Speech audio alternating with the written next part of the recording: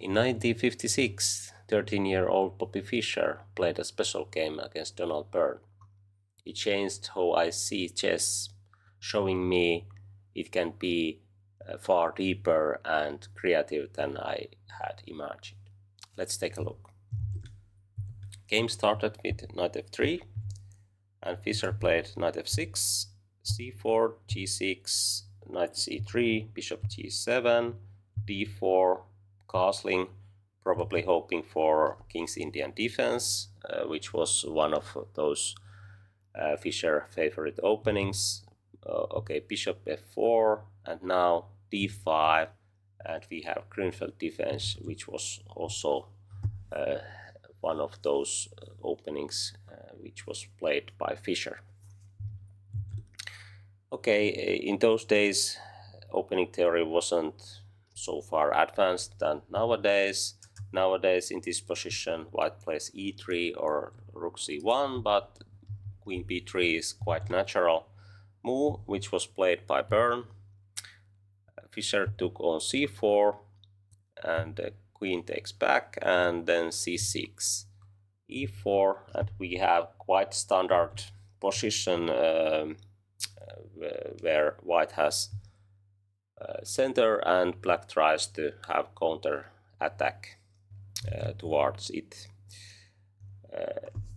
In this game Fischer played knight bd7, which is not the best, but okay, in those times opening theory was quite different than nowadays. So, but according to the computer, black can play b5 here, and after queen b3, a5, and the idea is to get some space on queen side, and then probably black can have more chances to create counter chances to the center also. According to the computer, this is quite equal.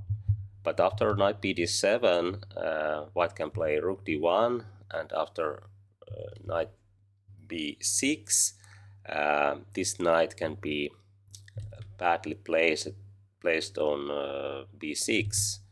But here white played queen c5, which is not the best. After queen b3, white has good center. There's quite hard to find these kind of moves, because rook and queen are on the same file, and this knight can be a trouble for black also after, for example, when a pawn is going forwards, and also in some other cases. Okay, but back to the game.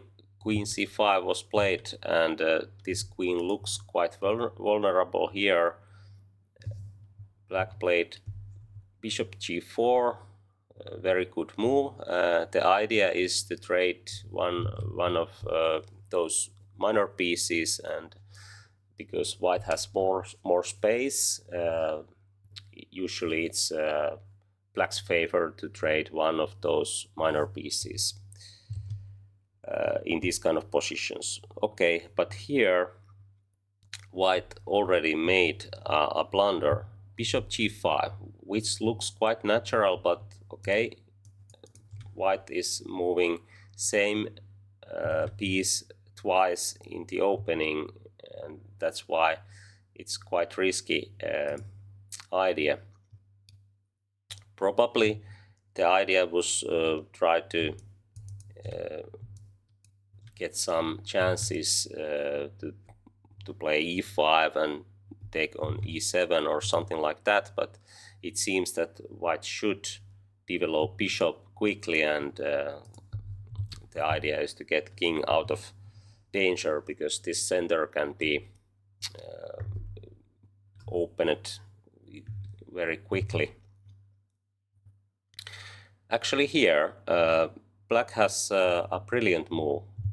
Pause the video if you want to try to find Fischer idea yourself.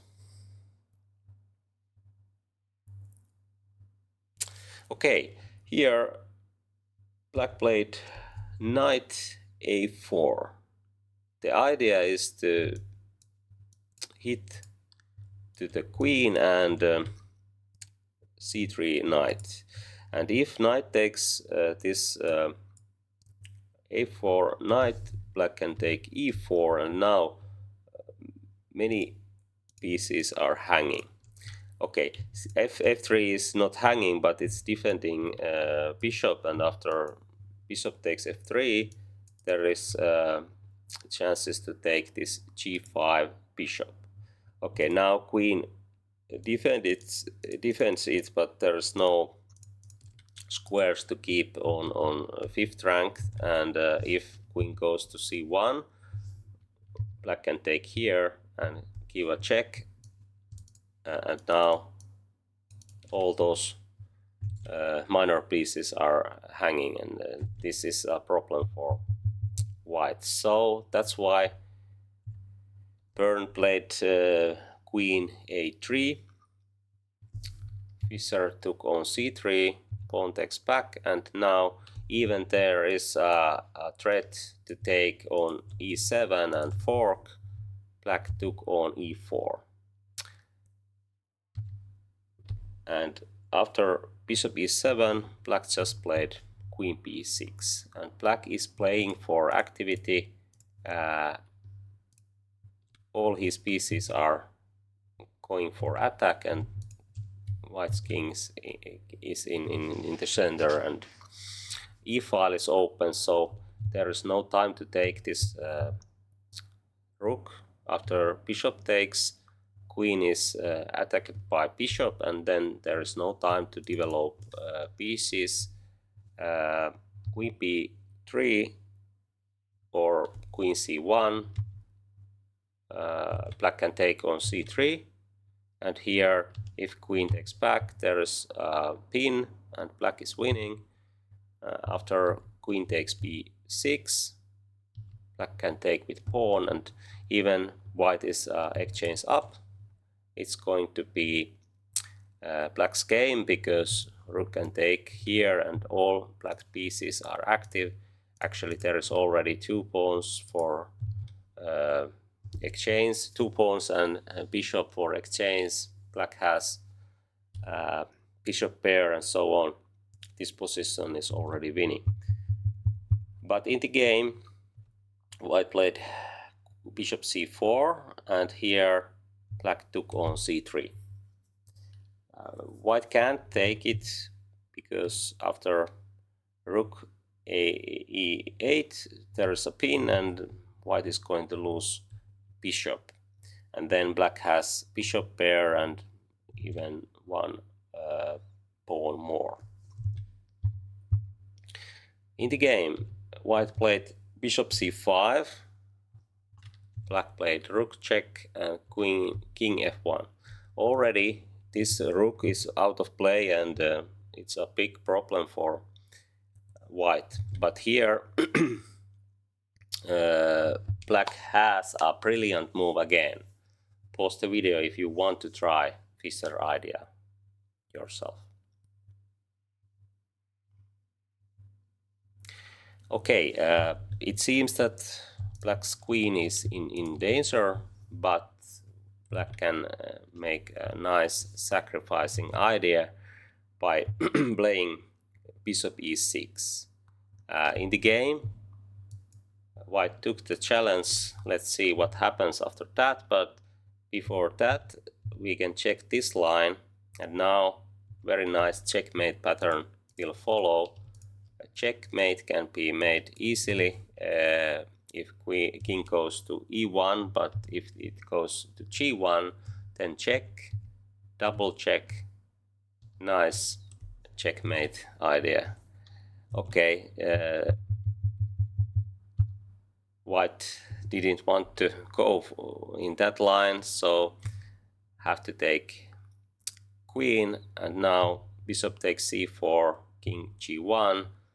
Black has at least perpetual check now, because knight and bishop can make a similar check ideas, but if king just goes back and forth. But okay, black can play for more. Here black played few checks and took this pawn, and now after knight c3 black took on b6. Now it's quite clear that even white is still having, actually it's having queen for bishop and bishop pair and 2 pawns. White is going to lose because this rook is not in the game. This is hanging also, and black's piece play is overwhelming. So the end of the game is quite easy for black. White has to use time for develop this rook, and those pawns will fall. And okay, there's going to be many tactics also towards white's king's position. Here there's many ways to play, but this Fischer's way is very special, taking all threats away, and very nice checkmate idea in the end. I like this way.